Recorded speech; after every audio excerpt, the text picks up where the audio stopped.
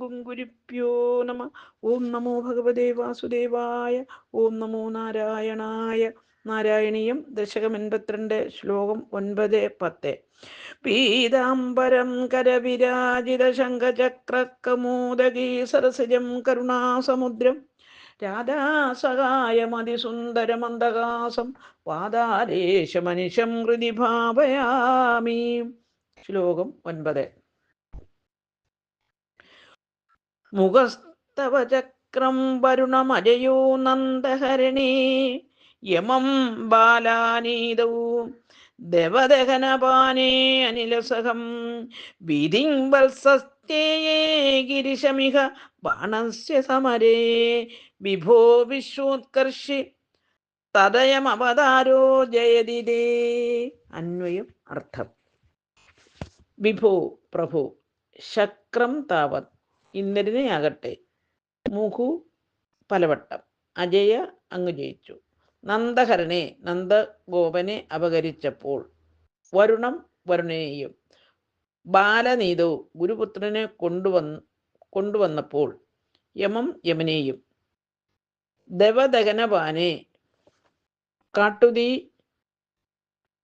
കുടിച്ചപ്പോൾ, അനിലസകം വായുവിൻ്റെ സുഹൃത്തിനെയും അഗ്നിയെയും, വത്സസ്തേയെ പശുക്കുട്ടികളെ അപഹരിച്ചപ്പോൾ, വിധിയും ബ്രഹ്മാവിനെയും, ഇഹ ഇവിടെ, ബാണസ്യ ബാണന്റെ, സമരേ യുദ്ധത്തിൽ, ഗിരിശ ശിവനെയും, അജയ അങ്ങ് ജയിച്ചു, തൻ അതിനാൽ, തേ അവിടുത്തെ, അയം ഈ, അവതാരം, വിശ്വോത്കർഷി വിശ്വത്തിൽ കൂടുതൽ ശ്രേഷ്ഠമായി, ജയതി ജയിക്കുന്നു. ഹരിവും. സാരം. ഭഗവാനെ ഗോവർദ്ധനോദ്ധാരണം, പാരിജാതഹരണം, കാണ്ഡവദഹനം തുടങ്ങിയ സന്ദർഭങ്ങളിൽ ഇന്ദ്രനെയും, നന്ദഗോപഹരണത്തിന് വരുണനെയും, ഗുരുപുത്രനെ വീണ്ടെടുത്തപ്പോൾ യമനെയും, കാട്ടുതീ പാനം ചെയ്തപ്പോൾ അഗ്നിയെയും, വത്സസ്തേയത്തിൽ ബ്രഹ്മാവിനെയും, ബാണയുദ്ധത്തിൽ ശിവനെയും അങ്ങ് ജയിച്ചു.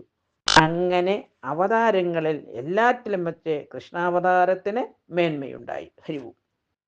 ഓം ഗുങ്കുരിപ്യോ നമ. ഓം നമോ ഭഗവതേ വാസുദേവായ. ഓം നമോ നാരായണായ. ശ്ലോകം 10.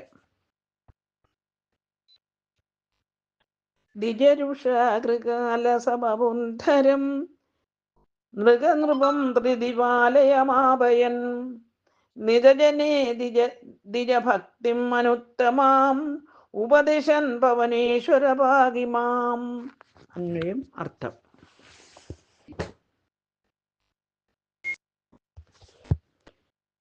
ദിജരുഷ ബ്രാഹ്മണ കോപം മൂലം, കൃകാലസ പവൃദ്ധരം ഓന്തിൻ്റെ രൂപമെടുത്ത നൃഗരൂപം നൃഗനെന്ന രാജാവിനെ, ത്രിദിവാലയം സ്വർഗത്തേക്ക്, ആപയൻ അയച്ചവനായി, നിജജനെ സ്വന്തം ആളുകളിൽ, അനുത്തമാം ഏറ്റവും ശ്രേഷ്ഠമായ, ദിജഭക്തി ബ്രാഹ്മണഭക്തിയെ, ഉപദിശൻ ഉപദേശിച്ചവനായ, പവനേശ്വര ഗുരുവായൂരപ്പ, മാം എന്നെ പാഹി രക്ഷിച്ചാലും.